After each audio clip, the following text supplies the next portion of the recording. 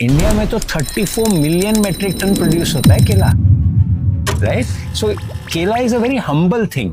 कि केला क्या जो जो हम दिमाग में सोच रहे हैं क्या धरती पे उतार पाएंगे उस चीज को, उसके जो पहले ट्रायल थी वो चेन्नई हुए। जो रोड साइड बनाना होते हैं, रेडी पे जो लगे होते हैं, वो कितने हेल्दी है। वो कहते हैं केले पकाने में क्या बड़ी बात है, कमरा हो गया, कमरे में 200 डब्बे आते हैं तो 400 डब्बे डाल देंगे, तो हमें तो भट्टी की तरह पकाना है। फर्दर प्रोग्रेस में हमने शेल्फ लाइफ को एक्सटेंशन करने के लिए राइपनिंग टेक्नोलॉजी कस्टमाइज करी है। किस कंट्री की है सर ये technology? This process creates high humidity in the banana ripening rooms and leads to a longer shelf life, up to 4 days, and an excellent taste.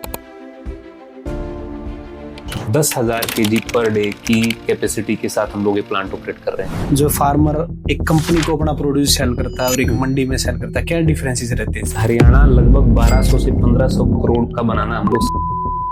कैसे स्टार्ट करना चाहिए? पहले उनको थोड़ा एक्सपीरियंस लेना चाहिए जो साइड जाके, या डायरेक्ट स्टार्ट करना चाहिए? रिसर्च होती तो हम लोग एक एक डाटा रिकॉर्ड करते हैं, किस टाइम पे फ्रूटिंग हुई, किस टाइम पे बिजाई हुई थी, किस टाइम पे वो अब जो बाहर निकलते फार्मर वो डाटा मेंटेन नहीं करता। कुछ परसेंटेज 10% भी अगर हम उगाना शुरू करें जी, तो हरियाणा में केला आने के लिए। और बेसिकली आप पेमेंट कैसे देते हैं कॉन्ट्रैक्ट फार्मिंग में? हमें पता है कि जो इनपुट डल रहे हैं वो नुकसान नहीं कर रहे, हम रिकमेंडेड डोज से ज्यादा डाल रहे हैं, वो रेजिड्यू बन के आपकी फूड चेन में आ रहा है। Farmer is ready to grow, okay, customer is ready to buy, the in between link is missing.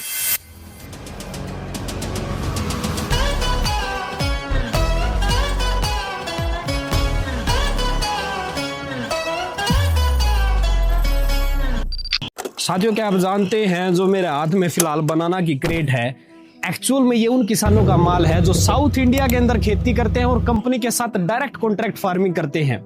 क्या आप जानते हैं कि जो बनाना हम खाते हैं मार्केट के अंदर, ग्राहक तक पहुंचने के लिए कितने प्रोसेस से गुजरता है?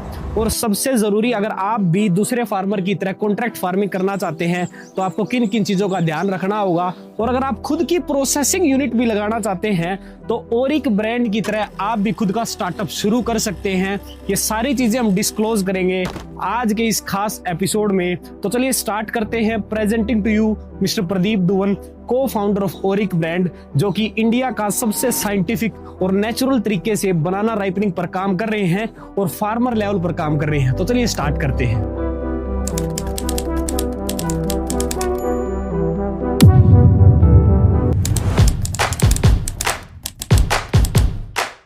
तो सर, फर्स्ट ऑफ ऑल धन्यवाद आज के इस खास एपिसोड के लिए आपने अपना समय निकाला।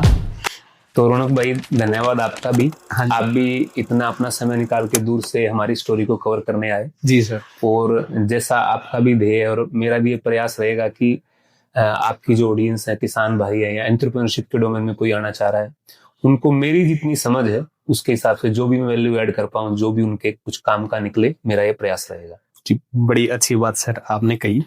तो सर, मैं आगे बढ़ने से पहले आपसे पूछना चाहूंगा, ओरिक बनाना, मैं अभी आपका ब्रोचर पढ़ रहा था, तो बेसिकली जितने भी बड़े बिजनेस हैं जो अच्छे स्केल तक गए हैं, वो कोई ना कोई प्रॉब्लम सोल्व कर रहे हैं तभी उनका बिजनेस बनता है। तो ओरिक बनाना, आपको क्या प्रॉब्लम नजर आई? बेसिकली बनाना की प्रोसेसिंग में आपको कहाँ गैप दिखाई दिया कि आपको लगा कि हमें इस स्टार्टअप पे या इस बिजनेस पे काम करना चाहिए? तो रौनक, अपना जो ये ओरिजिनल आइडिया था, ठीक है, ये मेरे पार्टनर और को फाउंडर जो हैं ओरिक इनिशिएटिव्स के, विनीत मुंजाल जी, उनके दिमाग में आया था। तो कितने पार्टनर है सर आप? हम बेसिकली 3 पार्टनर हैं। पायल वर्मा जी हैं जो होम साइंस से बैकग्राउंड के से आती हैं, अपने HUC पास आउट हैं। ठीक है। मैं अगेन BSc एग्रीकल्चर और मेरा एग्री बैंकिंग में काफी एक्सपोजर है। ठीक है। उसके बाद मैं एंटरप्रेन्योरशिप में अपनी ये जर्नी स्टार्ट कर रहा हूँ। विनीत मुंजाल जी ने पहले इंसुलेशन के फील्ड में, इंसुलेशन मतलब जो पफ पैनल, ये कोल्ड स्टोर वगैरह इंस्टॉल करते हैं, तो उसके अंदर लोएड इंसुलेशन में सीनियर अथॉरिटी रहे हैं। ठीक है। और उनके मन में ये आइडिया कहाँ से आया कि जब वो रूटीन में जो प्रोक्योरमेंट के लोग थे, जो फ्रूट्स एंड वेजिटेबल के डोमेन में काम करते थे, तो उन्होंने देखा कि जो सबसे ज्यादा इंडिया में उगने वाला फ्रूट है वो केला है। केला है। और उगाने के साथ खाए जाने वाला फ्रूट भी केला है। और ये उन्होंने पाया कि केला, क्योंकि वो डाटा स्टडी करते रहते थे, क्योंकि केला जब किसान के खेत में पैदा होता है और फाइनल कंज्यूमर जो हम लोग खाते हैं, उसके बीच की वैल्यू चेन, चाहे वो पैदा होने के बाद पोस्ट हार्वेस्ट हैंडलिंग हो, चाहे वो ट्रांजिट हो, बीच में जो ट्रांसपोर्टेशन होगा, उसके बाद चाहे वो होलसेलर रिटेलर के पास हैंडलिंग होकर कंज्यूमर के पास पहुंचता है, तो उसमें 35%, 30 से 35% रिकॉर्डेड ये है कि डाटा केला वेस्ट हो जाता है। अब आप देखो कि 10-10, 15% के मार्जिन पे बड़ी बड़ी कंपनियां अपना बिजनेस चलाती हैं, ठीक है। और यहाँ पे 35% वेस्टेज मतलब प्रोड्यूस वेस्ट हो जा रही है। ये लॉस अगर हम बचा पाए, जो हमने अपने ट्रायल्स के दौरान देखा कि हम लेस देन 5% ले गए, तो ये 30% की वैल्यू है कुछ किसान के पास बचती है, जो फिर बीच में होलसेलर जो सप्लाई करता है उसको भी कुछ वैल्यू एड होती है, और कंज्यूमर को भी राइट केला राइट प्राइस पे मिलता है, जो कि अभी पॉसिबल नहीं हो पा रहा। सो हेलो गाइस, अभी हमारे साथ हैं विनीत मुंजाल सर, जिन्होंने ओरिक ब्रांड का जो पूरा आइडिया था वो सर का था। तो अब हम इनसे थोड़े से सवाल करेंगे। तो सर, फर्स्ट ऑफ ऑल धन्यवाद for this precious meeting. We also learned a lot of things from Pradeep sir, so we would like to ask some question from you too. Most welcome, thank you for coming. Yeah, sir. So, what do you think that what's the banana opportunity for farmers in upcoming years? How do you see this? As far as Haryana state is concerned, Okay. Haryana में केला उगता नहीं है, but consume होता है, ठीक है। And ये कंज्यूम होता है काफी बड़ी तादाद में। जी सर। क्योंकि यहाँ की जो पॉपुलेशन है वो थोड़ी सी हेल्थ कॉन्शियस है, थोड़ी सी यंग है, एंड स्पोर्ट्स में बिलीव करती है। बिल्कुल सर। और इन चीजों में जब आप बिलीव करते हैं तो केला तो आपका एक सहायक बन जाता है। बिल्कुल सर। इसीलिए कंजम्पशन पॉइंट ऑफ व्यू केला Haryana is already up there. Okay. हमने औरिक में ये सोचा है कि अगर हम इसको ठीक तरह पका के लोगों को दिखा सकें कि जब आप केले का ध्यान देते हो तो केला खुश होके आपका ध्यान देता है। तो वो हमारा पहला स्टेप है ये यूनिट लगाने के लिए। ठीक है सर। अब केला आपको पता है पीला तभी होगा जब हरा केला मिलेगा। अभी हम दूसरी स्टेट से इंपोर्ट कर रहे हैं, एंड हमारा यही उम्मीद है कि हम एटलीस्ट 2-3 बाग इस साल यहाँ पे शुरू करें। ओके। और उनको शुरू कराने के बाद हम दिखा सकें कि पैडी एंड ग्रेन के अलावा banana is a very big opportunity. Yes sir. तो दिस इज द एम कि Auric is tissue to table. तो फिर ये पता चला कि सबसे ज्यादा वैल्यू एडिशन कहाँ हो सकती है। तो अगेन वो इंसुलेशन के फील्ड से, तो उन्होंने देखा कि अगर हम लोग ग्रीन केले को या येलो केला जो पकने के बाद आता है उसकी शेल्फ लाइफ बढ़ा पाए। ठीक है। होता क्या है कि फार्मर को मजबूरी है कि आज ही बेचना है, क्योंकि वो उसको ग्रीन केले को हम लोग सेफली मैनेज नहीं कर सकते हैं। ठीक है। ठीक है। या येलो केला भी आ गया, और जो फ्रूट सेलर है कहीं ना कहीं वो भी यूपी से, बिहार से, हरियाणा में आते हैं, तो हमारे मजदूर किसान भाई होते हैं वो भी, हाँ जी, जो अपनी रोजी रोटी के लिए यहाँ पे आते हैं। उसको भी शाम को अगर वो केला मतलब बेचना पड़ेगा किसी भी प्राइस पे, क्योंकि वो अगले दिन टिकेगा नहीं। ठीक है। तो ये उन्होंने एक मेजर प्रॉब्लम देखी कि अगर शेल्फ लाइफ केले को की एक्सटेंड कर दी जाए तो फाइनल कंज्यूमर जो रिटेलर है उसको भी, किसान को भी, ये वैल्यू सब में बढ़ जाएगी। ठीक है। जो अभी वेस्ट हो रही है अभी। ठीक है ना।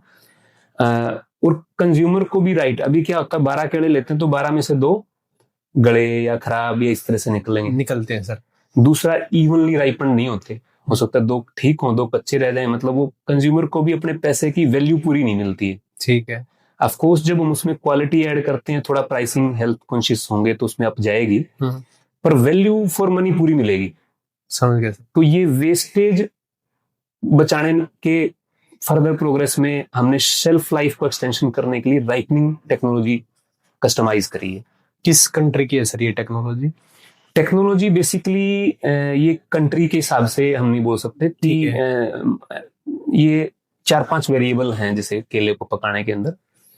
मैं इसको और थोड़ा सा ब्रीफ करूं तो केला जैसे पेड़ पे पकता है, ठीक है, तो पेड़ पे पकने के लिए उसको जो जो वेरिएबल्स, टेम्परेचर है, उसके अंदर से एक हार्मोन जनरेट होता है जिसको पकाता है, फिर उसकी हवा का फ्लो है, फिर जो CO2 बढ़ती है तो उसको हवा उड़ा के ले जाती है। ठीक तो है। ये सारी प्रोसेस को विनीत जी ने पढ़ा और पढ़ के वो जो प्रोसेस थी उसको कॉपी मार दिया हमने कंट्रोल कंडीशन में। हम ये तो मानते हैं कि केला अपने आप पेड़ पे पकेगा, उसका टेस्ट और फ्लेवर ज्यादा बेहतर ज्यादा होगा, अच्छा आएगा। पर अक्सर तो सारे ग्रीन स्टेज पे हार्वेस्ट हो जाते हैं। क्योंकि क्लाइमेटेरिक फ्रूट है, अगर पेड़ पे पकने के लिए छोड़ दिया जाएगा तो वो 19-21 उसमें गैप रह जाएगा। ठीक है। तो इसलिए क्लाइमेटेरिक फ्रूट उनको बोलते हैं जो पेड़ पे अच्छे से नहीं पक पाते हैं। ठीक है। उनमें केला भी आ गया, आम भी आ गया, पपीता भी आ गया। तो केले को जब वो अगर वहां पे ओपन इन्वायरमेंट में, नेचुरल इन्वायरमेंट में जैसे पकता, उन सारे वेरिएबल्स को हमने कंट्रोल कंडीशन में इंस्टॉल किया। IoT, इंटरनेट ऑफ थिंग्स, जो हमने होलैंड से टेक्नोलॉजी को उसको साथ में लगाया, उसको इंडियन तरीके से कस्टमाइज किया और उसके हिसाब से हम ये केला पका रहे हैं। ठीक है। अब इससे क्या हमने प्रॉब्लम सोल्व की? सेल्फ लाइफ बढ़ा दी। शेल्फ लाइफ बढ़ा दी। जो केले की राइपनिंग थी, जो मैं बोल रहा था कि 2 तो पके रह गए, 2 कच्चे रह गए, वो इवनली राइपनिंग ले आई होगी और वो नेचुरल तरीके से होगी, जैसे पेड़ पे पकता है वही चीज है। केमिकल सिमुलेट कर दी। केमिकली जो फोर्स राइपनिंग थी उसको हटा दिया। ठीक है। उसकी बजाय एक और हम लोग क्लेम करते हैं कि 100% स्टार्च शुगर में कन्वर्ट होगा। शुगर मतलब फ्रक्टोज, फ्रूट शुगर में। अच्छा, मींस ग्रीन से मैच्योरिटी पे जाने, जितने भी ग्रीन फ्रूट हैं उनमें क्या होता है? स्टार्च होती है। स्टार्च होती ठीक है। मीठापन नहीं होता। मीठापन नहीं होता, कच्चापन हो गया। ठीक है। जैसे ही वो धीरे धीरे अपनी राइपिंग स्टेज पे आएगा तो स्टार्च धीरे धीरे फ्रक्टोज में, ग्लूकोज में कन्वर्ट, सुक्रोज में कन्वर्ट होती है। ठीक है। तो वो कन्वर्जन अगर कम ज्यादा रहेगा तो टेस्ट वैसा नहीं आएगा। हम बोलते हैं ना कि ये मीठा नहीं है यार, ये फ्रूट मीठा नहीं है, इतना मजा नहीं आया, टेस्ट नहीं आया। ठीक है।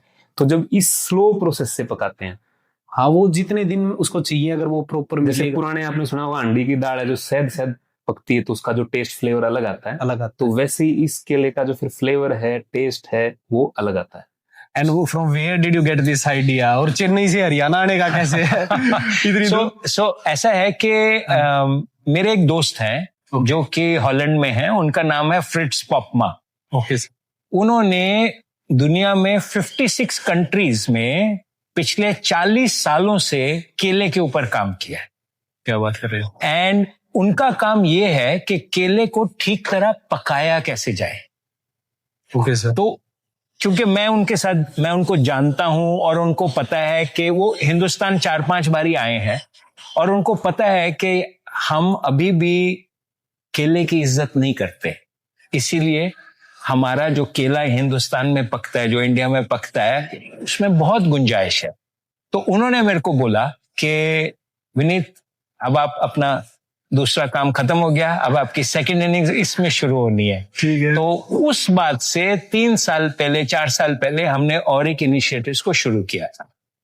कमाल है सर, हम बड़ी इंस्पिरेशन मिलती है कि इस एज में आके भी स्टार्टअप किए जा सकते हैं। एब्सोल्युटली। हमारी एज के लोग अगर वो 28-30 इयर्स के होते हैं, अगर उनको जॉब नहीं मिली तो वो सोचते हैं कि हम तो फेलियर हैं लाइफ में। हाँ। तो बट आप जैसे लोग हैं सर, तो इंस्पायर कर रहे हैं। इसमें ऐसा है कि हर चीज को देखने का अंदाज होना चाहिए। जी सर। अभी एक प्रॉब्लम नजर आ रही है कि आप केले को ठीक तरह हैंडल नहीं करते। अगर आप उसको प्रैक्टिकली ठीक तरह हैंडल करना शुरू कर दें तो प्रॉब्लम से आपको सोल्यूशन मिल जाती है। जी सर। एंड उस सोल्यूशन से आपको पता लग जाता है कि यही केला आपको रिटर्न भी दे सकता है। जी सर। राइट। सो हरियाणा में आपका जो कंजम्पशन है वो कुछ 3 लाख मेट्रिक टन के आसपास है, 3 से 6 लाख मेट्रिक टन। इंडिया में तो 34 मिलियन मेट्रिक टन प्रोड्यूस होता है केला। राइट। सो केला is a very humble thing, very humble. केला हमसे कुछ नहीं पूछता, ठीक है, but it brings a smile to the face. And this is the what जो और एक काम करेंगे कि it should bring a smile to the face. जब आप इसको खाओ आपको दिल अच्छा लगना चाहिए, टेस्ट अच्छा आना चाहिए, आपको संतुष्टि मिलनी चाहिए कि मैंने कुछ अच्छा खाया। आप बेसिकली इसमें कैसे पार्टनरशिप में आपको कैसे इंटरेस्ट आया, और आप जो ये सारे पार्टनर थे ये कैसे एक जगह पे आगे मिले कि ऐसा करते हैं? तो वैसे तो हरियाणा में एक कहावत है, एक अंधा एक कोड़ी राम मिलावा जोड़ी, ऐसा कुछ बोलते हैं वो।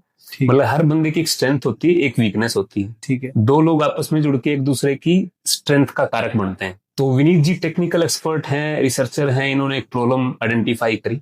ठीक है। और उस दौरान मैं किसी और संबंध में इनसे मिला था, मैं बैंकर रहा हूँ, ठीक है, बैंक के संबंध में इनसे मुलाकात हुई, और एक मेरा एनर्जी के डोमेन में कॉन्टेक्स्ट है, वहां से कुछ मुलाकात हुई इनसे, वरना तो मैं हरियाणा से, ये चेन्नई सेटल्ड है। 3-3.5 साल जब मुझे उनको पता चला कि मैं बीएससी एग्रीकल्चर हूँ और एग्री फाइनेंस भी हैंडल करता हूँ, तो वो काइंड ऑफ गाइडेंस के तौर पे कि मेरा ये स्टार्टअप है भाई, और मैं इसमें आप एक सलाहकार के तौर पे, दोस्त के तौर पे हम नॉर्मली प्रोग्रेस को डिस्कस करते थे। ठीक है, इनफैक्ट जो पहले ट्रायल हुए इसके हमने जो किए कि केला क्या जो हम दिमाग में सोच रहे हैं क्या धरती पे उतार पाएंगे उस चीज को, उसके जो पहले ट्रायल किए वो चेन्नई हुए। ठीक है, वो विनीत जी ने इंडिपेंडेंटली हैंडल किए थे उस समय पे। हाँ, बातचीत होती रहती कि प्रदीप आज ऐसा गया, आज ऐसा गया। ठीक है, 3-3.5 साल से ऐसे हमारी एक दोस्ती होगी, ट्रस्ट जनरेट हो जाता है, एक दूसरे को जानकारी हो जाती है। जब फाइनल उसको फुल टाइम करने की बात आई, तो जो चेन्नई जिनके साथ इनका एक कोलैबोरेशन था, वो किसी XYZ रीजन से फर्दर आगे बढ़ा नहीं। ठीक है। एट द सेम टाइम मैं धन्यवाद करना चाहूंगा एग्री बिजनेस इंक्यूबेशन सेंटर जो अपने HAU में है, ठीक है, डॉक्टर गेरा है और विक्रम सिंधु जी हैंडल करते हैं उसको। मुझे ये पता चला किसी अपने एक दोस्त से, एक हमारे एडीओ अखिल जी, तो कि कुछ स्पेशल ग्रांट स्टार्टअप फंडिंग के तौर पे हरियाणा की HAU यूनिवर्सिटी दे रही है। ठीक है, तो मैंने विनीत जी को बताई, तो विनीत जी बोले कि ये तो एक अच्छी सपोर्ट हो जाएगी, क्योंकि किसी भी स्टार्टअप में शुरुआत में पैसा लगता है और अर्निंग तक आने का एक ट्रांजिट फेस है। जैसे बच्चे को शुरुआत में अगर उंगली पकड़ लो, जब अपने पैरों पे खड़ा हो तो चल ही पड़ेगा। जी सर। वो मेरे को जब पता चला तो मैंने इनको किया, वो बोले कि हम इसके लिए कैसे एलिजिबल हो सकते हैं, तो उसमें हरियाणा का होना या हरियाणा में ही उसका लगना जरूरी है, कोई जरूरी था, को फाउंडर उसमें। हाँ, एक को फाउंडर। तो मुझे लगा कि मैं इसमें आया नहीं, ये अपने आप आपके पास आई है, अपने आप मेरे पास आ गई। वो था ना मैनिफेस्ट, अट्रैक्ट कर लेता है।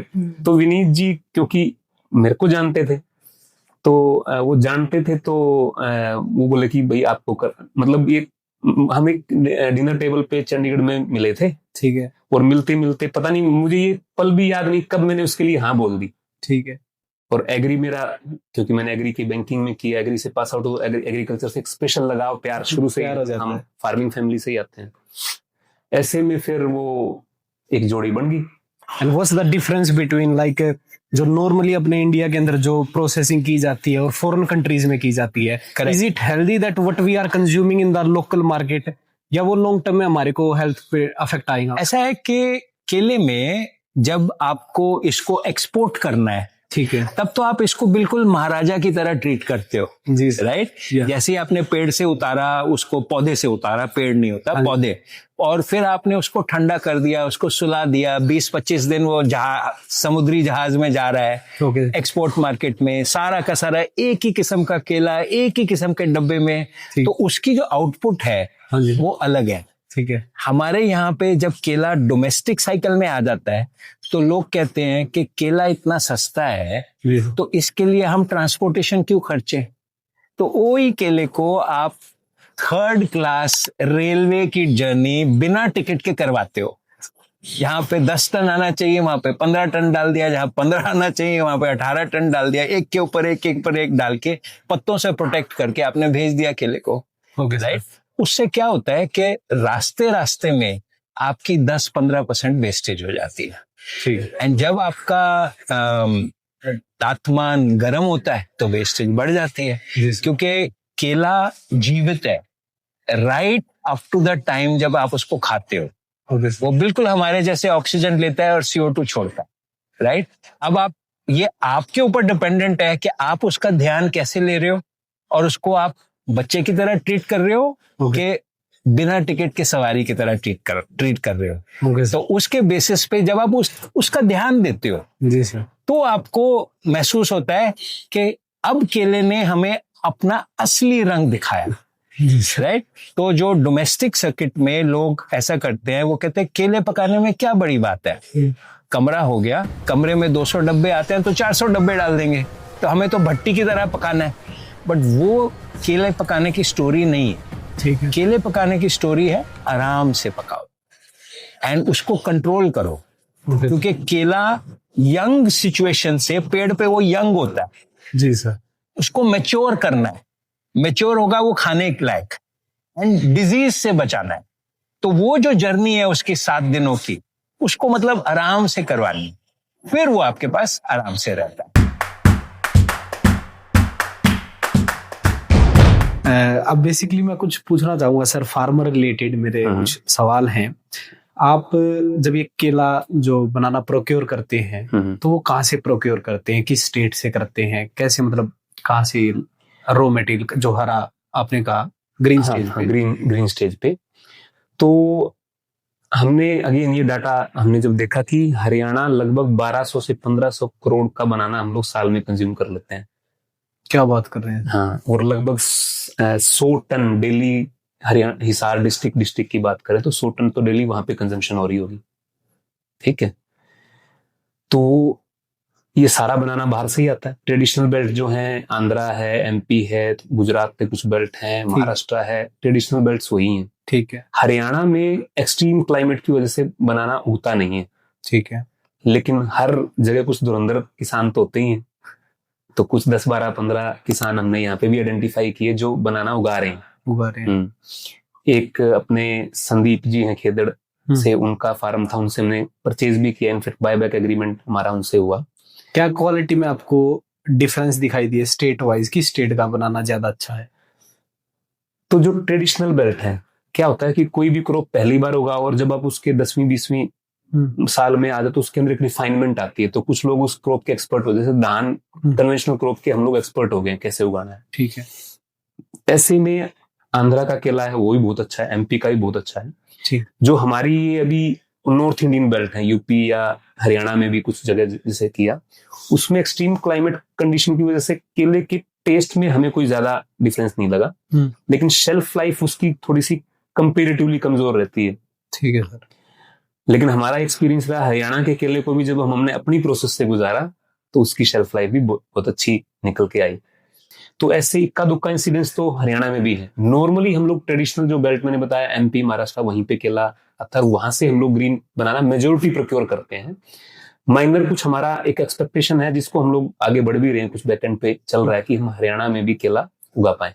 बेसिकली जो आपने बताया, मेन हरियाणा के लिए प्रॉब्लम ये है कि सेल्फ लाइफ कम है, तो मंडी वाले दूसरे बनाना को प्रेफर कर रहे हैं। हाँ, शेल्फ लाइफ तो उगने वाले की कम है, पर उगाना भी इतना आसान नहीं है, क्योंकि बनाना की जो टेम्परेचर रेंज है, जो बेस्ट जिसमें वो रह पाता है, वो है 30 से 32-35 की जो रेंज है। और यहाँ तो आप हायर टेम्परेचर जब जाएगा वो भी 50 तक की उसको रेंज को टच करता है, 45 प्लस जाता है। और माइनस में जब हम जाए तो 2-3 डिग्री के आसपास हमने भी देखा, ये सर्दियों में गया है। ठीक है। तो होनहार फार्मर काफी हैं, नारायण में एक मेरे को मिले थे रमेश जी, वो भी काफी हैं, बाकी जीटी बेल्ट पे कुछ लोग उगा रहे हैं। पर वो एक्सट्रीम टेम्परेचर के टाइम पे वो एक विंडो है केले की, कि जो शुरुआत का पहली फसल है वो नॉर्मली 11 महीने लेती, पर हरियाणा में वो 13-14 महीने लेगी, क्योंकि नवंबर से जो सर्दी का टाइम है, जनवरी फरवरी का, उसमें केले की ग्रोथ नहीं होती, एक डोरमेंट स्टेज में चला जाता है प्लांट। और सेकंड टाइम जब आता तो फिर वो फरवरी में थोड़ी बढ़वार दिखा के, और मेन सर्दी जो आएगी नवंबर, उससे पहले आपको हार्वेस्ट करना पड़ेगा। ये एक विंडो कुछ लोगों ने, मतलब मैं फिर बोल रहा हूँ, होनहार फार्मर है जो उन्होंने खोजी है, और डॉक्टर सुरेश ने उसके पास काफी काम किया है। इस तरह से मतलब ये उगा रहे हैं हरियाणा में। तो सर, जो जहां से भी आप एक कंपनी खरीदती है बनाना, तो क्या स्टैंडर्ड आप चाहते हैं कि भाई फार्मर के जहां से हम खरीदें ये स्टैंडर्ड होने चाहिए कि वो खरीदने के लिए? नॉर्मली यूरोपियन स्टैंडर्ड्स है ना, जो ठीक है, फ्रूट्स एंड वेजिटेबल के डोमेन में जो उनकी एसओपीज हैं वो बड़ी स्ट्रॉन्ग हैं। ठीक है, अब विनीत जी का वैसा एक्सपोजर रहा तो उसकी वजह से उनका जो स्टैंडर्ड है ना, हम लोग की मेंटेन करें वैसा वाला है। इनफैक्ट हम भी यूनिवर्सिटीज में, तो अब हम पढ़ के आए तो अपने को पता, जब रिसर्च होती है तो हम लोग एक डाटा रिपोर्ट करते हैं, किस टाइम पे फ्रूटिंग हुई, किस टाइम पे बिजाई हुई थी, किस टाइम पे वो अब जब बाहर निकलते फार्मर वो डाटा मेंटेन नहीं करता। ठीक है, हमारी पहली प्रायोरिटी रहती है कि जो फार्मर थोड़े से एडवांस हो गए, एक ही जगह फार्मर मार खा रहा है कि उसके पास अपने प्रोड्यूस का डाटा नहीं है। डाटा के बिना क्या है कि जब मैं प्रोक्योर कर रहा हूं उसको, तो मुझे इवनली राइपन करनी, तो मुझे एग्जैक्टली कब उसकी फ्लावरिंग हुई थी, कब वो फ्रूट आया था, उस फ्लावरिंग से कितने हफ्ते बाद की स्टेज का बनाना मैं लूंगा, ये मेरे लिए बहुत जरूरी है। अब मैं क्यों जरूरी ये भी बताता हूँ। ठीक है। मैं एक बड़े डोमेन की बात कर रहा हूँ कि जब हम हैं इस डोमेन में कि फ्रूट्स एंड वेजिटेबल के डोमेन में एक ब्रांड बिल्ड कर रहे हैं। ठीक है। ब्रांड बिल्ड करने का पहला रूल क्या है कि आपके प्रोडक्ट में रिपीटेबिलिटी आनी चाहिए। अब देखो कि समझ गया, जैसे कहीं से आप खाते हैं, मैकडी का बर्गर खाते हैं, हाँ, वो आप कहीं से भी खाओ सेम टेस्ट आएगा, ठीक है। हाँ जी। क्योंकि जो उनकी वो प्रोक्योरमेंट आलू की एक स्पेशल वैरायटी को, स्पेशल साइज को प्रोक्योर करेंगे, उसको स्पेशल तरीके से ट्रांसपोर्ट में लेके आएंगे, स्पेशल एक प्रोसेस से, सेट प्रोसेस उससे गुजारेंगे, तब जाके वो सिमिलर टेस्ट आएगा। आप देखो इंडिया में लगभग हर एक डोमेन में ब्रांड है।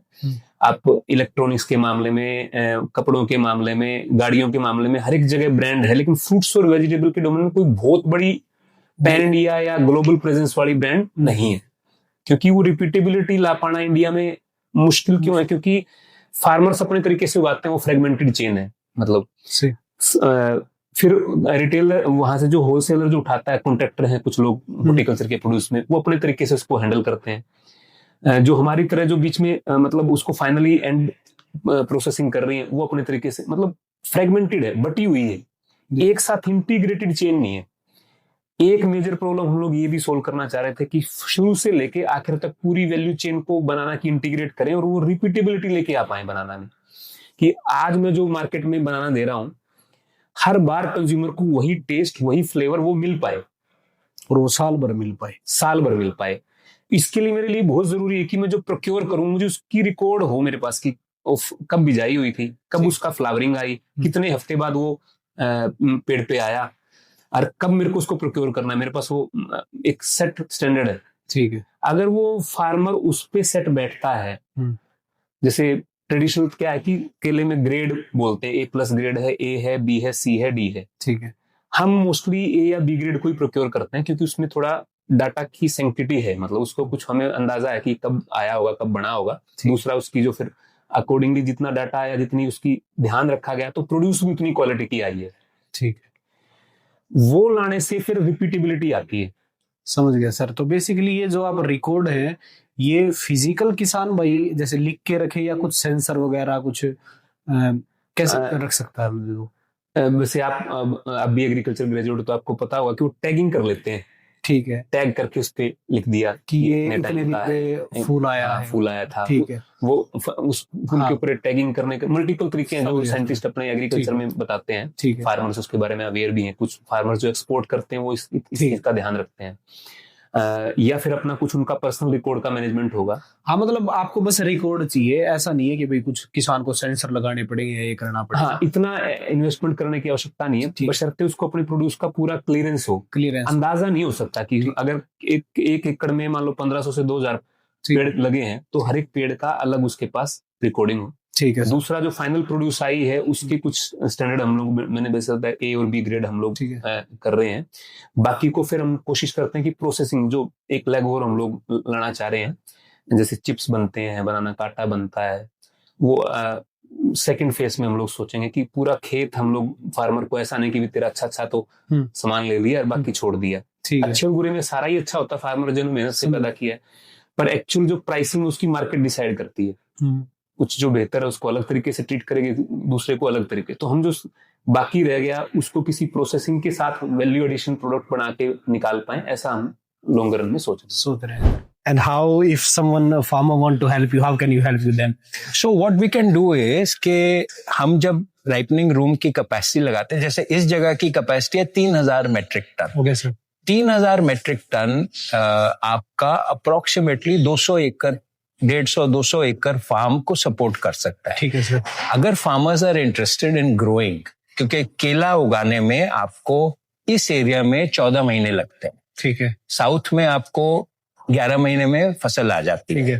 तो उसको अगर आप उसको उगाना चाहते हैं और आप चाहते हैं कि हमारे को आप वो देना चाहेंगे, तो हम will be happy to evaluate, क्योंकि हम क्वालिटी ढूंढ रहे हैं। क्वालिटी खेत में, क्वालिटी ट्रांसपोर्ट में, and quality at the centre. क्योंकि क्वालिटी को ही आप क्वालिटी दे सकते हैं, अगर आपकी क्वालिटी ठीक नहीं आई तो आप उसको क्वालिटी नहीं बना सकते किसी भी प्रोसेस से। तो इस एरिया में, हरियाणा में जितनी केला खाया जाता है, उसका कुछ परसेंटेज 10% भी अगर हम उगाना शुरू करें जी तो हरियाणा में केला आने के लिए उगाने की डबल प्राइस ट्रांसपोर्टेशन में देते हैं। क्या बात कर रहे हैं? रियलिटी है, डबल। 6 रुपए किलो अगर उगाने की कॉस्ट है Yes. पर किलो, उसको आप 12 रुपए लग जाते हैं उसको यहाँ तक साउथ से यहाँ लाने के लिए। वो अगर 3-3 रुपए भी 3 किसान में और 3 आप में मार्जिन हो तो दोनों का फिर दोनों का, बिकॉज ऐसा है आज की डेट में सबको पता है कि केला टेस्टी है, केले में पोटेशियम है एक्सेट्रा, जो मेरे दोस्त प्रदीप ने बताया होगा। Yes sir. तो उसको कैप्चर करने के लिए केला अब मार्केट में भी लोग ज्यादा पैसे देने के लिए तैयार है, प्रोवाइडेड आपका प्रोडक्ट अच्छा है। जी सर। अगर आप स्विगी, डंजो, ब्लिंकिट वगैरह का देखें, क्या रेट आप देते हैं? 45 रुपए 50 रुपए किलो, राइट? 3 किलो के लिए, 4 किलो के लिए, राइट? तो वो जो सेल प्राइस है, जो मार्केट जो पेमेंट कर सकती है, वो फिक्स हो गया है। Okay sir. एंड उगाना भी फिक्स है। अब बीच के जो गैप है उसको जो ठीक तरह करेगा उसको रिटर्न मिलेगा, उसको रिटर्न मिलेगा, राइट? Yes. इसीलिए इसमें बिजनेस में दम है, बट करना ठीक तरह है। या सर, वो है ऑनेस्टी और जो रखनी है, Honesty, transparency and desire to make sure Yeah. that you are delivering something which you are proud of. या sir. That's the thing. That was your tagline, right in the right way. Ripened the right way. Right. Ripened the right way and delivered. Because farmer is ready to grow, Okay. customer is ready to buy. The in-between link is missing. Yeah. And that's what we will provide Yeah. if people are interested. India's first intelligent banana ecosystem. हाँ। तो यहाँ पे जब बनाना आता है किस process से गुजरता है, एक बार मेरे को स्टेप बाय स्टेप बताइए। सबसे पहले जब बनाना आता है तो विनीत जी की भाषा में समझा रहा हूँ, आगे मैं हमें बड़े प्रोफेसर की तरह से आप समझाते हैं। देसी भाषा में समझा। नहीं, मैं उसी भाषा को सरल करके समझा रहा हूँ। ठीक है। कि वो जैसे ट्रेडमिल पे अपन भाग दौड़ रहे हैं ना, हाँ जी। सांस चढ़े होते हैं, और उस टाइम पे एकदम कोई पानी पिया दे, ठंडे में डाल दे तो गर्म सर्द हो जाएगी ना। तो ऐसी केला जब ट्रांजिट से आया ना, तो वो 30-35-40 डिग्री टेम्परेचर से गुजर के आया है, क्योंकि 2-4-5 दिन का जो भी ट्रांसपोर्टेशन लगा है उसमें उसका टेम्परेचर तो ऊपर नीचे हुआ ही है। ठीक है। जब वो पेड़ पे था तो उसको लगातार एक फीडिंग मिल रही थी, वो प्रोक्योर था, सेफ फील कर रहा था, माँ के पास जैसे बच्चा सेफ फील कर रहा है ना। ठीक है। अपन एकदम उसको तोड़ा है, जीवित चीज है वो, लाइव चीज है, फ्रूट हाँ जी। है ना। तो वो बड़ी उससे गुजरा है, स्ट्रेस से गुजरा है। उस स्ट्रेस को हम लोग पहले प्यार से उतार के उसको प्री कूलिंग में हील करते हैं, कि उसको कंफर्टेबल टेम्परेचर जो केला रहता है ना कि 13 से 18, उसमें डालते हैं। ठीक है। ठीक है। 1-2 दिन उसमें रखते हैं। जब उसको लगता है कि हाँ अब मैं रिलैक्स हो गया, हाँ जी, अब मैं पकने के लिए तैयार हूँ, ठीक है, तब उसको फिर हम राइपनिंग अपने चैम्बर में as per market demand, ripening chamber में 5 टन 6 टन जो भी अगले दिन के कुछ हमारा रूटीन में ऑर्डर चलता है उसके हिसाब से वहां पे लगाते हैं केले को। ठीक है। और मल्टीपल, जैसे ट्रेडिशनल तरीके से हमने सिर्फ क्रेट लगा दिया और वो चिलर चला दिया, ऐसा नहीं करते हैं। बकायदा पूरी साइंस है कि टेम्परेचर की क्या रेंज रहेंगी, किस टाइम पे कितने घंटे तक क्या जाएगा। वो अगेन कॉन्फिडेंशियल चीज है जो मैं शेयर नहीं कर रहा हूँ, पर 4-5 वेरिएबल है। एक इसमें इथिलीन नेचुरल हार्मोन होता है, समझ गया। जब वो टेम्परेचर हाई जाता तो केले को लगता है कि हाँ अब मेरा पकने का टाइम आ गया, अब मैं मीठा हो जाऊं, तो इथिलीन छोड़ता है और धीरे धीरे पकने की प्रक्रिया स्टार्ट होती है। ठीक है। पकने की प्रक्रिया में क्या है कि ऑक्सीजन कंज्यूम करता है, CO2 छोड़ता है। ठीक है। वो 5 से 6 दिन की प्रोसेस में जब इनिशियल इग्निशन स्टार्ट हुआ, इथिलीन रिलीज होना, तो धीरे धीरे धीरे धीरे उसको अपने आप पे छोड़ देते हैं।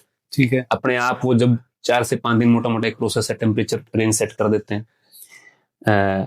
ह्यूमिडिफायर अगेन, जब वो टेम्परेचर, अभी सर्दियां थी, 60 से 70% बाहर ह्यूमिडिटी थी, ड्राइनेस आती है ना अपने स्किन पे, पर हमने केले को वही RO ट्रीटेड प्लांट से ह्यूमिडिफायर लगा के उतना ही मॉइस्चर दिया है। फ्रूट मतलब पानी, और पानी अगर फ्रूट का या वेजिटेबल का निकलेगा तो उसका टेस्ट गया। ठीक है ना। वो टेस्ट के लिए जरूरी है कि वो ह्यूमिडिटी जो केले को रेलिवेंट चाहिए वो उसको उतने टाइम के लिए उस समय पे मिले, वो ह्यूमिडिटी हम मेंटेन करते हैं। ठीक है। उसके बाद जो CO2 की मैंने बात करी, वो जो पैरामीटर हैं वो सारे हम ऑटोमेशन सेंसर के जो थ्रू आपने बताया था 3000 से नीचे रखते हैं। हो। हाँ। ये सब होने के बाद जो वो प्रोसेस से, वो अगेन टाइमलाइन भी ये वैसा ही है, जैसे चाय तो सब बनाते हैं, पर किसी की चाय बहुत अच्छी बनती है, किसी की नहीं बनती, क्योंकि इंग्रेडिएंट्स कितने किस टाइम पे डालने अपने आप में एक कला है। अब आपने मोटा मोटा ऑपरेशन तो देखा, अब ये रेगुलेट करके डाटा कैसे रीड होता है वो मैं आपको दिखाना चाह रहा हूँ यहाँ पे। जैसे हमारा सिस्टम्स है, होम पे मोटा मोटा C2H4 इथीन का, CO2 का लेस देन 5000 ppm जो बोलते हैं, ठीक है। ये वेंटिलेशन का, ह्यूमिडिफायर का, टेम्परेचर सेटिंग्स जो अंदर हमने की हुई है, तो ये एम्बिएंट टेम्परेचर है।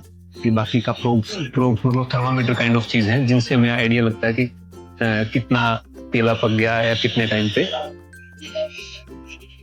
अब जैसे आप एक विजुअल ले सकते हैं तो अंदर से ये अंदर लगा हुआ है, तो एयर फ्लो भी हम अलग तरीके से मेंटेन करते हैं टारपोलिन के साथ।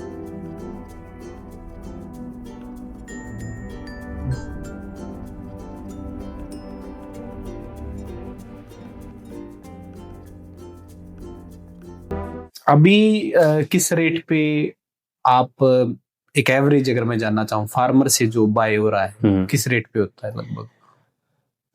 जैसे आपने बताया एक होती है कॉन्ट्रैक्ट फार्मिंग, हाँ। और एक आप नॉर्मल भी खरीद लेते हैं, तो वो कैसे करते हैं सर? फार्म गेट प्राइस जब हम कोलैबोरेशन में एंटर करते हैं, हाँ ठीक है, कोलैबोरेशन में हम कुछ उसके साथ हमारी टर्म्स एंड कंडीशन, कुछ हम मतलब बियर कर रहे हैं, कुछ वो बियर कर रहा है, ठीक है, और हमें उस कमिटमेंट चाहिए। ठीक, ऐसा नहीं भी कंपनी ले लेगी जैसा भी गड़ा सड़ा, नहीं, हम उसको प्रोसेस को मॉनिटर करते हैं। तो इंटेंशन वाली अच्छे लोगों के साथ मतलब हम कोलैबोरेशन जब करते हैं तो 10 से 12 रुपए फार्म गेट प्राइस लेते हैं। ठीक है सर, ठीक है। अब 10 रुपए फार्म गेट प्राइस को आप ये मान के चलो, 1 एकड़ में अगर 1200 से 1400 पौधे आ जाते हैं अलग अलग टेक्निक से, ठीक है, और एवरेज में दूसरे साल बोलूं 25, मैं 1000 ही ले लेता हूँ, मिनिमम पे चलते हैं आप, ठीक है, ठीक है, जो मिनिमम उसको है 25,000 एक पौधे पे। अगर मैंने सेकंड ईयर में 25 kg का एवरेज ले आया मैं, हाँ, और 1000 पौधे, तो 25,000 पौधे 25,000 kg का प्रोड्यूस आ गया उसको, ठीक है। अब 25 को 10 मिनिमम, वैसे 12 से 17 भी वेरी करता है, ठीक है, 2.5 लाख हो गया। हाँ,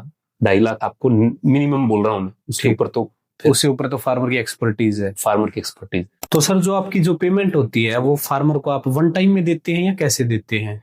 तो फार्मर को जो पेमेंट कल्टीवेशन वाला पार्ट है तो उसकी तो उसी समय होगी, हाँ जी, और जो फाइनल जो फार्म गेट प्राइस है वो तो लोट बेसिस पे होगा, जितना अपना यहाँ पे पहुंचता रहेगा उतने उसकी, ठीक है। एक ट्रक उसका मान लो आ गया तो एक ट्रक आ गया तो उतनी होगी, फिर दूसरा, फिर वैसे चलती है। ठीक है सर, तो बेसिकली 10 रुपए में आपका वो रो फॉर्म में आपने बनाना प्रोक्योर कर लिया, एडिशनल उस पे अब कॉस्टिंग जो प्रोसेसिंग में ट्रांसपोर्टेशन में सबसे पहले तो वही हैंडलिंग की कॉस्ट आती है 10 रुपए। तो फार्म गेट मतलब जो प्रोड्यूस का कॉस्ट हो गया, ठीक है। अब प्रोड्यूस को मेरे को पर्टिकुलर तरीके से सफाई करके हैंडल करके पैक करना है, वहीं पे पैक हाउस हम बनाते हैं वहाँ, ठीक है।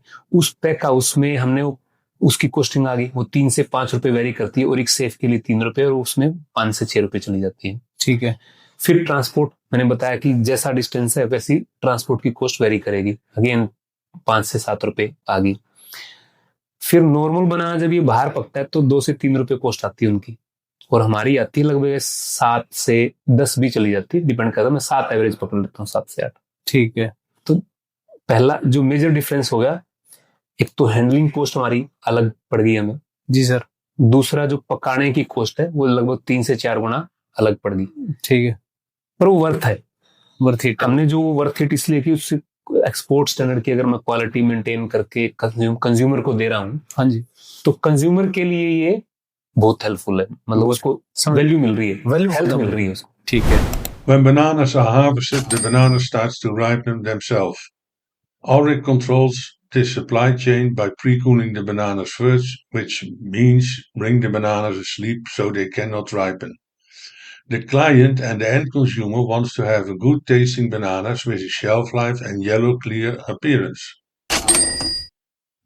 Auric controls the ripening by measuring the banana temperature compared with the ideal set point for bananas and the time the client needs to ripen bananas at their place.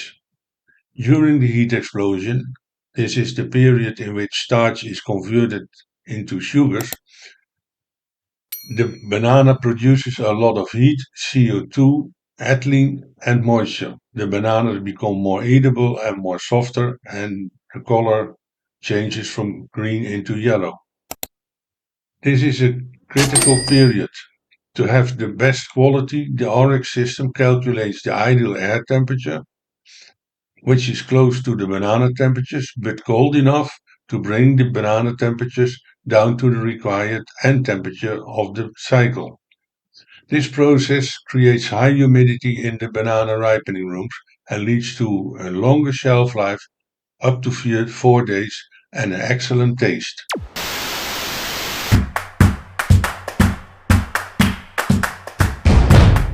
बाहर केला 60 रुपए दर्जन के हिसाब से मिल रहा है, हाँ। तो ओरिक बनाना कितने तक का जाएगा? हमने हम जिसमें संतुष्ट होते हैं कि हाँ, मैं अपनी जो मैन पावर रखी हुई है, हमने काम कर रहे हैं, हम सारे कर्मचारी हैं, तो उनका भी मैं सेटिस्फाई कर सकूं, उनको भी, और किसान को भी राइट वैल्यू दे पाऊं। तो हमने मोटा मोटा जो और 2 प्रोडक्ट में हम लोग अभी प्रोडक्ट रेंज हम निकालने के प्लान कर रहे हैं, उसमें मतलब चल रहे हैं अभी। एक तो ओरिक सेफ मतलब उसमें हल्का सा जो ट्रांजिट में हल्का फुल्का स्क्रैच लगता, बनाना दिखने में बाहर से हल्का वो हो सकता है, लेकिन अंदर से सेम चीज। ठीक है, क्योंकि उसकी प्रोक्योरमेंट कॉस्ट थोड़ी कम पड़ती है। बेसिकली हम उस ऑडियंस को भी टारगेट कर रहे हैं जो अफोर्ड कर सकती है। हाँ, अफोर्ड कर सकती है। हाँ, तो उनके लिए मैं ओरिक सेफ करके प्रोडक्ट निकाल रहे हैं हम लोग। वो मोटा मोटा 90 रुपीज दर्जन में उनको अवेलेबल हो जाएगा, दर्जन में मीडियम साइज का, मतलब मैं जो बोल रहा हूँ। ठीक है। तो सर अब जैसे दूसरा जो है ओरिक गोल्ड को हम किस तरह से प्रेजेंट कर रहे हैं कि ये स्पॉटलेस बनाना है। पीछे से बॉक्स के अंदर हम लोग प्रोक्योर करवाते हैं इसको, अपनी एक पर्टिकुलर अपनी एसओपी है कि ऐसे ही पैक होना चाहिए, ऐसे इसमें मतलब ध्यान रखा जाएगा, मतलब उसमें हम जो हमारी वो एसओपी है उससे स्क्रैच नहीं लगते उस पे। ठीक है। तो अपने आप में एक बॉक्स भी एक मिनिमम आ रही है उस पे। बॉक्स की कॉस्टिंग के अलावा जो बॉक्स में हम कुछ वो एसओपी यूज कर रहे हैं, बॉक्स अपने आप में एक मिनी राइपनिंग प्रोटेक्शन टेक्निक है वो। ठीक है। जो थोड़ी सी और वैल्यू ऐड करता है उसमें। विजुअल अपील तो दे ही रहा है वो कि सुंदर दिख रहा है केला, स्पॉटलेस नहीं तो बिल्कुल गोल्डन कलर का येलो दिख रहा है, पर वो हल्का सा टेस्ट में भी एक फ्लेवर ऐड कर रहा है जब उसको यहाँ पे लाते हैं। क्या लोग पैसे देंगे? क्या इंडिया में भी हेल्थ के लिए उतनी अवेयरनेस है कि लोग जो आप प्रीमियम प्रोडक्ट तैयार कर रहे हैं केला, उसको खरीदने के लिए एक्स्ट्रा देंगे? हर एक बिजनेस फाउंडर के लिए सबसे बड़ा क्वेश्चन यही होता है कि जो वो आइडिया और जो वो वैल्यू या प्रॉब्लम सोल्व करने जा रहा है, उसके अगेंस्ट में वही हिम्मत उसको करनी पड़ती है कि मैं अपनी बात रखूंगा, राइट कंज्यूमर तक पहुंचाऊंगा, और वो मेरे बात को वैल्यू करेंगे और मुझे वो रिटर्न देंगे। वही रिटर्न में ट्रांसफर करके फिर अपनी वैल्यू चेन में किसान तक पहुंचेगा, है ना? सही बात। तो ये जो आपने सवाल है, ये सवाल तो हमारे मन में भी था। ठीक है, पर क्योंकि एक एक्सपीरियंस हो गया, विनीत जी का भी कुछ एक्सपीरियंस है, मेरा भी एक्सपीरियंस है, हमें पता है कि राइट कंज्यूमर जब इसको टेस्ट करेगा तो रिपीटेबिलिटी आएगी। ठीक है। और वो रिपीटेबिलिटी आने से हमने खुद अपनी 1.5-2 महीने की हमारी मतलब एक सप्लाई हुई है। ठीक है। हमने देखा, हमने प्राइसिंग धीरे धीरे जो हमें ए और बी ग्रेड को प्रोक्योर करने में उस प्रोसेस से, क्योंकि 2 दिन में जो केला पक रहा है उसमें तो कुछ बिजली लगी नहीं। हाँ जी। हमारा तो 6 दिन तक गया है, और 6 दिन में भी इतना सारा मतलब टेक्नोलॉजी इन्वेस्टमेंट इंटरवेंशंस गई हैं, तो कॉस्टिंग ऑफ कोर्स हमारी प्रोसेसिंग की 4-5 गुना ज्यादा है नॉर्मल जो बाहर केला पक रहा है। ठीक है। जो आपने बोला प्राइस देगा, तो हमने एक डाटा निकाला कि 100 टन अगर हिसार कंज्यूम करता है, ठीक है, आप जैसे जो नई जनरेशन के लोग हैं वो हेल्थ कॉन्शियस हैं, पुराने भी, सबको धीरे धीरे हम लोग हेल्थ अवेयर मार्केट हमारी, क्या उसमें से 10 टन, हमारी तो कैपेसिटी 10 टन की डेली की है ना, क्या 10% लोग भी नहीं होंगे उसमें? है। मैं बस उन 10% तक आपके थ्रू या किसी और माध्यमों से मैसेज पहुंचा रहा हूं कि आपके पास हम लोग एक केमिकली सेफ हेल्थ को मतलब पुष्टिकरण करने वाला, पोषण देने वाला बनाना आपके लिए लेके आए, और देंगे पैसे, क्यों नहीं देंगे? यहाँ हमारी जो 10 मेट्रिक टन पर डे है, इसके लिए जो रॉ मटेरियल आप मंगाते हैं आउट ऑफ स्टेट, उसकी ट्रांसपोर्टेशन का कैसे आप हैंडल करते हैं? तो ट्रांसपोर्टेशन, अब हम थोड़े लकी हैं इस मामले में, सेंट्रल वेयर हाउसिंग कॉर्पोरेशन के गोडाउन में है हम लोग। ये आपका godown central warehousing corporation का गवर्नमेंट का गोडाउन है, जो हम लोगों ने लीज पे लिया है लॉन्ग टेन्योर के लिए। कितने टेन्योर के लिए? 15 साल के लिए एक्सटेंड होता चला जाएगा, कोई बड़ी बात नहीं है। इसका क्या होता है सर, कितना जैसे किराया वगैरह कितना होता है इसका? तो किराया तो मैं वो नहीं करूंगा, गवर्नमेंट की वेबसाइट पे आपको जाके एक्सप्लोर कर लेना। नॉर्मली कुछ मेरे को ध्यान भी नहीं, 16-17 रुपए पर स्क्वायर फीट ऐसा कुछ करके है उनका। अच्छा, ठीक। कुछ स्टार्टअप के लिए उनका हल्का 10-1% कुछ रिबेट थी, वो हमें मिली भी है।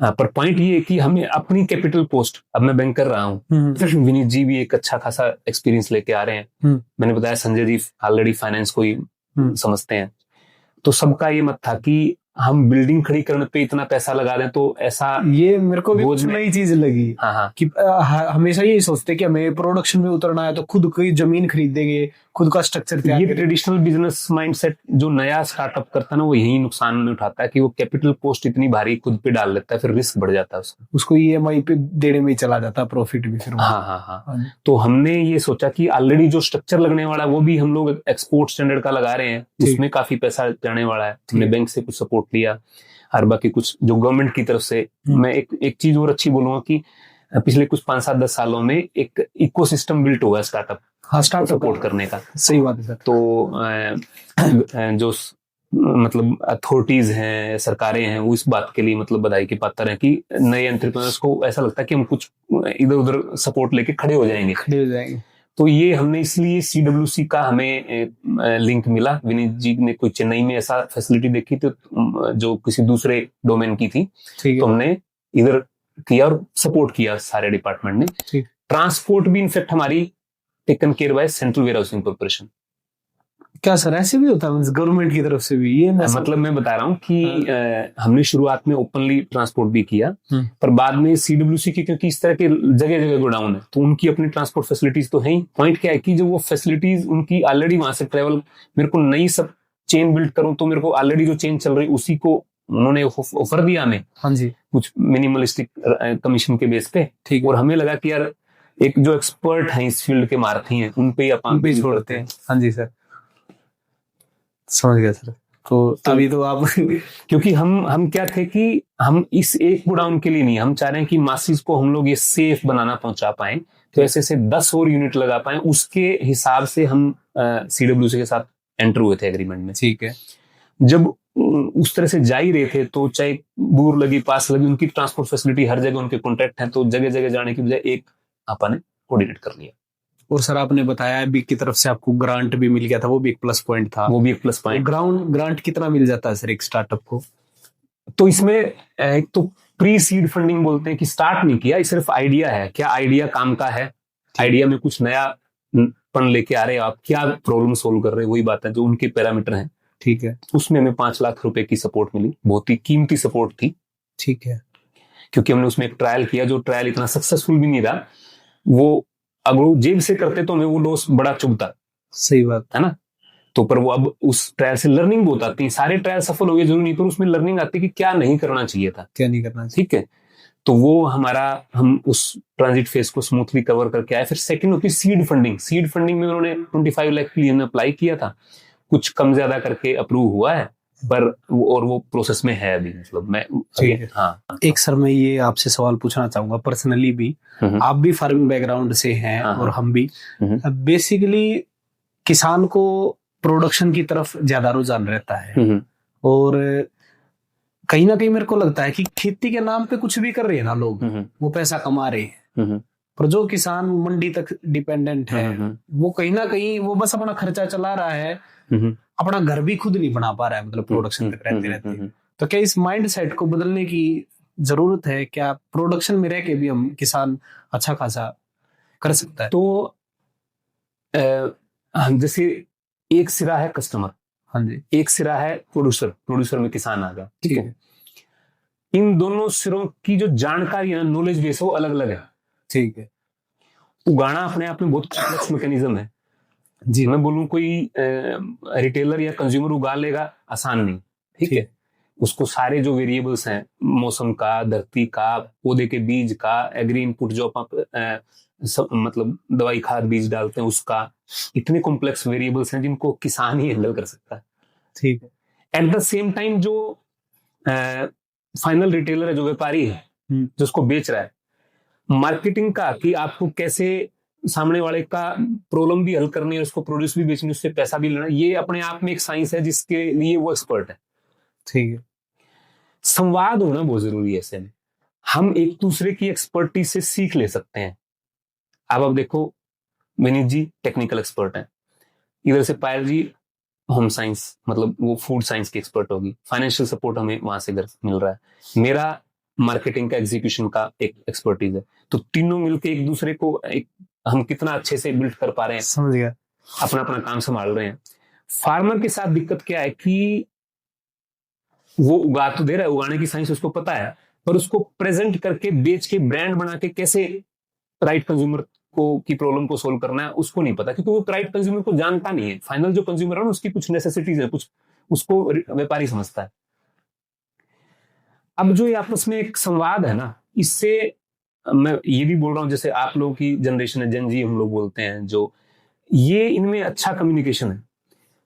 तो जो आपकी एक्सपर्टीज आपने उससे शेयर की, आपने कोलेबोरेशन, एक बोलते हैं ना कंपटीशन, एक कोलेबोरेशन।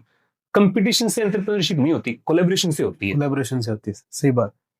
आपके प्रोड्यूस को राइट तरीके से प्रेजेंट करने वाला आपको अगर ट्रेडर, व्यापारी मिल जाए, और एक ट्रेडर को राइट प्रोड्यूस देने वाला फार्मर मिल जाए, तो मतलब लोगों को मिलके काम करना चाहिए। Last message what do you want to give to the all agri entrepreneurs there, वो जो स्टार्ट कर रहे हैं अभी, कोई गलत डिसीजन ना ले, कैसे स्टार्ट करना चाहिए? पहले उनको थोड़ा एक्सपीरियंस लेना चाहिए जॉब साइड जाके, या डायरेक्ट स्टार्ट करना चाहिए?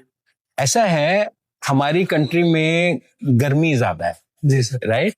सो हॉर्टिकल्चर क्रॉप के लिए आपको अपनी मार्केट डिसाइड करके उसकी post harvest life, that means post harvest means आपने खेत से जब उसको निकाल दिया, उसकी लाइफ को स्टडी करके, ठीक है, उसको जो चाहिए वो दीजिए, ठीक है। एंड फिर आपको वो रिटर्न मिलेगा। वो केला नहीं, आप किसी और किसी भी फ्रूट को, केला, पपीता, मैंगो, ठीक है, ये सब फ्रूट जो कि एथिलीन से पका सकते हैं, ठीक है, उनको आप मतलब एटलीस्ट टेम्परेचर कंडीशनिंग तो करिए एज अ स्टेप 1।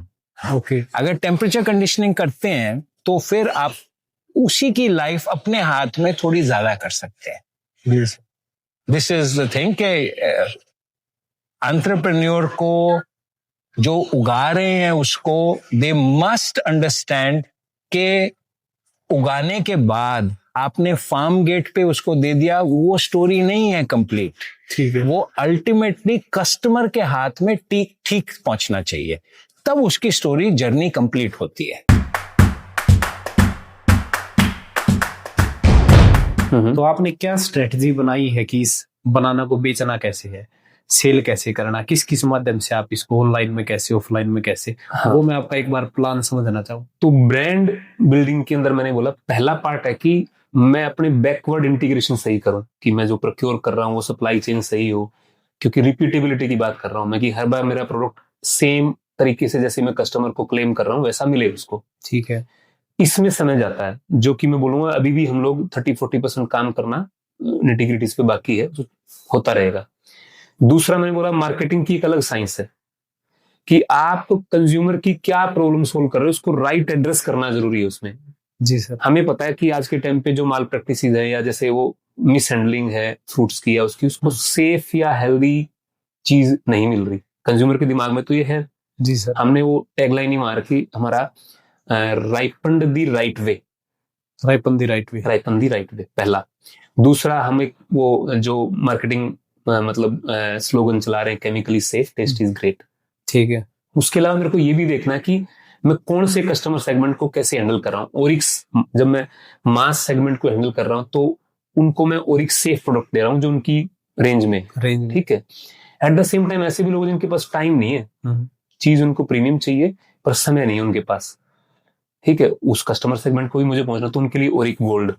ठीक है। थर्ड मैंने अभी स्टार्ट नहीं किया, मेरे मन में ऐसा है सब्सक्रिप्शन मॉडल, जो बिल्कुल ही एकदम अल्ट्रा प्रीमियम लोग हैं मान लो, ठीक है, जिनको मैं, या उसको अल्ट्रा प्रीमियम नहीं, मैं इस तरह भी रखूंगा कि आम लोग भी कर पाए, कि सब्सक्रिप्शन मॉडल, कि मैं आपके घर पे ओरिक डायमंड के तौर पे, ओरिक डायमंड के अंदर मैं आपको आपके डोर डिलीवर स्टेप करूं, आपको जो ट्रांजिट की कॉस्ट है आपको ही आप बियर कर लोगे, आपको कोई दिक्कत नहीं उससे। समझ गया सर। पर ये वर्क इन प्रोग्रेस है, हम अभी काफी शुरुआती स्टेज में है। ठीक है। इस तरह से हम लोग मार्केट में अपने आप को रखना चाह रहे हैं। तो इस तरीके ये मैं आपकी समझ गया ब्रांडिंग। सेल्स में कैसे कैसे आप हायर? सेल्स में 3 हो गए। होलसेलर के तौर पे तो हम लोग जो ट्रेडिशनल अपना सेटअप है, मंडी में हमने अपने एक्सक्लूसिव डीलर्स खोजे मतलब जो ऑलरेडी काम कर रहे हैं, ऑलरेडी काम कर रहे हैं फ्रूट्स के डोमेन में, पर हमारे कुछ पैरामीटर थे कि वो हमसे, हमारी स्टोरी से मेल खाते हो, हमसे इमोशनली कनेक्ट हो। सिर्फ ऐसा नहीं कि भी आज, क्योंकि जब आप एक बिल्डिंग फेस में हो ना, 19-21 थोड़ा मोटा ऊंच नीच बीच में आएगी, ऐसे में क्या आप मेरे से पर्सनली कनेक्ट करते हो क्या? ठीक है, क्या आप जेन्युइनली आप अच्छी चीज लोगों तक पहुंचाना चाह रहे हो क्या? ठीक है, तो जिनसे हमारी एनर्जी सिंक में बोलता हूँ वो मिले, तो ऐसे एक्सक्लूसिव, क्योंकि मेरे को हर एक मंडी में 1 या 2 डीलर ही चाहिए थे, तो आसपास की जो मंडियां हैं। और दूसरा वो प्राइसिंग भी, फायदा एक मेरी वो है कि फायदा वही जो सबका हो, कस्टमर को भी फायदा हो, उनको भी फायदा हो, मुझे भी फायदा हो, किसान को भी फायदा हो। अपना अपना मेरा फायदा और आपका नुकसान, ये चीज लंबी चलती नहीं है ना। तो ऐसे सिंक में मेरे साथ लंबे, मेरी यात्रा अभी शुरुआत हुई है, उसमें मेरे को आगे तक साथ दे सकने वाले जो कुछ हमारे पैरामीटर रखे हमने, वैसे होलसेल के अंदर हमने डीलर ढूंढे। ठीक है। दूसरा रिटेल के अंदर जो फ्रूट सेलर्स हैं, जिनके पास जो हेल्थ कॉन्शियस लोग आते हैं, तो कुछ उनको हमने टारगेट किया। तीसरा जो ई रिटेल प्लेटफॉर्म्स है, ब्लिंकिट है, जेप्टो है, तो ब्लिंकिट के साथ हम लोग वेंडर एनरोल हुए हैं। तो ब्लिंकिट के साथ क्या होता है सर प्रोसेस? जैसे कुछ नहीं, उनके आप ऑनलाइन वेबसाइट पे जाके आप एनरोलमेंट फॉर्म भर सकते हो। ठीक है। और या लोकल कोई आप जो वहाँ का वेयर हाउस है, बड़ा वेयर हाउस है उनका, जैसे राजपुरा में, चंडीगढ़ वगैरह मार्केट के लिए, दिल्ली में कुंडली में है शायद, वहाँ के किसी प्रोक्योरमेंट मैनेजर से जाके मिलके, अगर आपकी प्रोड्यूस में कुछ बात है, अगेन हम ई रिटेल प्लेटफॉर्म की प्रॉब्लम को भी सोल्व कर रहे हैं। अगर ब्लिंकिट ने कोई प्रोडक्ट खराब डिलीवर कर दिया घर में, ठीक है, तो नाम किसका खराब होगा? आपका खराब होगा। ब्लिंकिट का खराब होगा। ठीक है। हाँ, इसलिए ई रिटेल प्लेटफॉर्म इस बारे में बहुत सीरियस होते हैं कि उनके पास एक सर्टेन पैरामीटर वाला प्रोड्यूस ही वो अपने पास प्रोक्योर करते हैं। ठीक है ना, क्योंकि वो कंज्यूमर जो आ रहा है बोलेगा ब्लिंकिट वाले तो बकवास ऐसा कर रहे हैं, या जोमेटो वाले ऐसा कर रहे हैं, या रिलायंस वाले ऐसा कर रहे हैं। तो जो जितने भी कॉर्पोरेट है ना, अपने ब्रांड कॉन्शियस होते हैं, उनको ये कि अच्छा प्रोडक्ट जो बार बार, तो ऐसे में हम एक रिपीटेबिलिटी ला रहे हैं, तो उनके लिए भी एक वो है कि हर, अब वो बेचते कैसे हैं कि 3 केले के 37 रुपए, 4 केले के 50, आप प्रीमियम चार्ज भी तो कर रहे हैं ना। ठीक है। नॉर्मली आपकी जेनजी है या कुछ ऐसे समय, जिनके पास समय नहीं है, चलते चलते खाना भी खाना है, मतलब कुछ अपने काम भी करना है, वो ब्लिंकिट पे फटाफट ऑर्डर करेगा, उसको वैल्यू मिल रही है, वो 3-4 केले मिल रहे हैं, पर 3-4 केले उसको अच्छे मिले। ठीक है। ये हम, तो मतलब ब्लिंकिट का अपना रेट रहेगा, वो चाहे कुछ भी। हाँ, आपसे वो जो आपने जो रेट्स तय किए थे उसी हिसाब से ले। वो फ्रूट्स एंड वेजिटेबल के डोमेन में क्या करते हैं कि अपने कुछ उनके सेट पैरामीटर है कि बनाना के को हम इस रेंज में प्रोक्योर करते हैं, पपाया को इस तरह से, वेजिटेबल को इस तरह से, वो ठीक वैल्यू है। मतलब आप मार्केट में जो दे रहे हैं रिटेलर को वर्सेस ब्लिंकिट को, कितना डिफरेंस? ब्लिंकिट से जैसे 40 से 45 रुपए पर केजी का, एक पर केजी मतलब लगभग 90 रुपए डजन, वो हमसे रिटेल होलसेल में ले रहा है, जबकि वो हम रिटेल प्राइस भी कोट कर रहे हैं। ठीक, डिफरेंस आ गया काफी। ठीक है ना। वो उतना लेने के बाद वहां पे वो 120 या 130 पे कंज्यूमर को दे रहा है, पर वो कंज्यूमर भी वो है फिर जो समझ गया, जो मतलब कि घर बैठे ऑर्डर करना चाहता है कि अपना जाना ना पड़े कहीं पे, समय को बचा रहा है, समय बचा रहा है। टाइम इज मनी को समझते हैं। तो सर फाइनली मैं यही इस एपिसोड को एंड करना चाहूंगा, और बहुत सी बातें आपसे सीखने को मिली। एंड जो भी किसान भाई अगर बनाना फार्मिंग में आना चाहते हैं, तो आप क्या एक लास्ट मैसेज देना चाहेंगे? क्या अपॉर्चुनिटी को देखते हुए क्या लगता है, पंजाब, हरियाणा, नॉर्थ इंडिया को भी अगर देखते हैं, क्या मैं दोनों तरफ मैसेज दूंगा किसानों को, इसलिए कि अगर आप उन होनहार फार्मर की सर हरियाणा में उगाना चाह रहे हो और आप एक हिम्मत कर सकते हो, ठीक है, अगेन हॉर्टिकल्चर डिपार्टमेंट है या और है, काफी सपोर्ट भी कर रहे हैं, तो मैं आपके साथ आपके बनाना को खराब नहीं होने दूं, मैं इसका आपके साथ एग्रीमेंट करके आपके साथ आगे बढ़ सकता हूँ, पहला पार्ट। इसके अलावा जो सेल करना चाह रहे हैं, जो रिटेलर्स हैं या वो जिनकी पहुंच है कि उनको लगता है कि उनका कंज्यूमर बेस ऐसा है जो हेल्थ को लेके हेल्थ को प्रायोरिटी पे रखता है, ठीक है, वो भी हमसे जुड़ सकते हैं। ठीक है, तो दोनों एंड टू एंड हम लोग पकड़ के चले। मतलब अगर कोई सेल्स में भी आना चाहता है खुद का, स्पेसिफिकली बनाना में भी, हाँ, तो नॉर्मल फ्रूट सेलर भी है और वो हमारे साथ जुड़ना चाह रहा है, तो हमारे अगर वो एक पैरामीटर जो हम सेफली चाह रहे हैं कि वो डिलीवर हो कंज्यूमर तक, उसको हैंडल करेगा, तो हमें तो वो मार्केट भी चाहिए अभी, हम बिल्डिंग फेस में।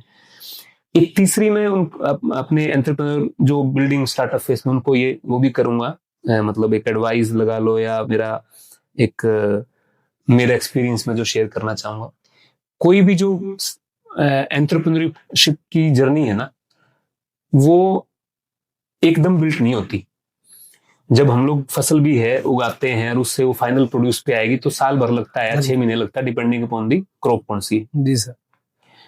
ये जो बीच का ट्रांजिट फेस है ना, इसमें बीपी बहुत ऊपर नीचे होता है। पैसे नहीं रहे, वहां से मिलेंगे कि नहीं मिलेंगे, कंज्यूमर ने प्राइस उतना दिया नहीं और नहीं दिया है। आप अपने आप को जब कमिट करके चलना पड़ता है कि 6 महीने तो बहुत कम बोल रहा हूँ, साल एक आपकी जर्नी के लिए कमिटेड रहना जरूरी है कि बहुत प्रॉफिटेबिलिटी के बारे में साल के बाद सोचना, साल के बाद तब आप व्यापार को सफल कर पाओगे। ठीक है। ठीक है, बड़ा कर पाएंगे। आपने बोला ना बड़ा कैसे होता है, हाँ जी। बड़े होने के लिए एक ही चीज चाहिए, कमिटमेंट।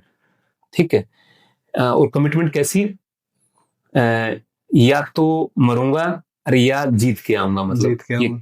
जब उस तरह की कमिटमेंट के साथ आप कहीं पे एंटर करते हो ना, तो वो आपकी ऊर्जा है ना, वो ऐसे लोगों पर अट्रैक्ट कर लेगी जो आपको सिरे लगाएंगे। कहने का मतलब डाउटफुल नहीं रहना, हर प्रॉब्लम का बीमारी समझ के इलाज करना, भागना नहीं है उससे। और दूसरी, शॉर्ट टर्म गेम के हिसाब से नहीं आओ कि कोई गेम आई उसको पैसा कमा के छोड़ देंगे, फिर ऐसे कर देंगे। सब्सिडी वाले मैंने जैसे बात करी, कोई और भी तरीका हो सकता है स्पेकुलेटिव। ठीक है। एक्चुअल में प्रॉब्लम सोल्व करो, और जो कंज्यूमर है ना उसके प्रति ग्रेटफुल रहो।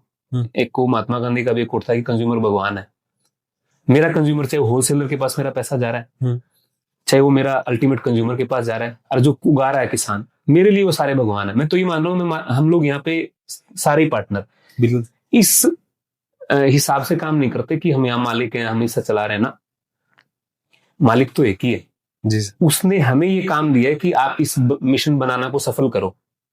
ठीक, हम उसका काम कर रहे हैं। हम चाह रहे हैं कि हम अच्छी चीज प्रोक्योर करके अच्छी हेल्थ लोगों तक पहुंचा पाए। अगर एक फ्रूट में हम कर पाए तो इसको दूसरी पे भी चेंज कर पाए। इस माइंडसेट से मैं बहुत ईगो लेके, बहुत स्टेक पे लेके कि मैं नहीं हुआ तो मेरा डूब जाएंगे, क्या होगा, क्या, छोड़ दो एक बार चिंता। जब आप उसका काम समझ के इस बिजनेस को करोगे ना, चाहे खेती करो चाहे बिजनेस करो, उसका काम समझ के वो सिरे लगी जाओगे। ठीक है sir, thank you so much for your time. Thank you Raunak भाई, आपने भी समय निकाला, मुझे बहुत अच्छा लगा अपने, क्योंकि नॉर्मल जब कोई टेक्निकल बात होती है तो एक टेक्निकल फ्रेमवर्क में बंद होके उतना सा ही हम एक पर्सनालिटी के तौर पे हम अपने आप को एक्सप्रेस कर पाए, तो ये शायद और ज्यादा लोगों के लिए लाभदायक रहेगा। बिल्कुल सर। तो आई होप किसान भाइयों, आज का एपिसोड में हमने जितनी डीपली बातें करी, जितना हमने बिजनेस सेंस को भी समझने की, टेक्निकल चीजों के साथ बिजनेस सेंस को भी समझने की कोशिश करी, तो this is one of the informative episode. और अगर आपको भी वैल्यूएबल लगा हो तो कमेंट में बताएं। जो भी किसान भाई सर से भी कुछ बनाना से रिलेटेड हेल्प चाहता है तो हम इनका डिस्क्रिप्शन में डिटेल दे देंगे। तो चलिए, जय जवान जय किसान, मिलते हैं। जय जवान जय किसान। तो रौनक भाई, अभी मैं आपका पॉडकास्ट कर रहा हूँ और मैं देख रहा हूँ कि हमारा केला आपको कैसा लगता है। अच्छा, प्लीज मैम। तो इतना सजा के लाने की क्या जरूरत थी। अच्छा, ये यूनिफॉर्म साइज है सबका। तो फाइनली गाइस, और एक बनाना खाने का मौका मिला।